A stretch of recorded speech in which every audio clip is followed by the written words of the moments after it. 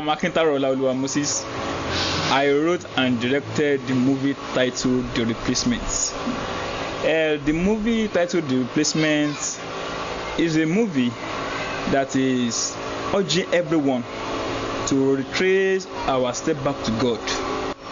As we can see at this present moment, that many things have taken the place of God in people's life, and which is not supposed to be.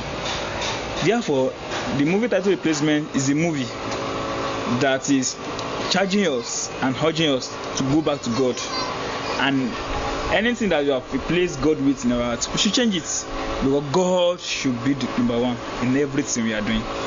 Therefore, I recommend this movie for everyone when it is finally out. Watch The Replacement. Thank you and God bless you.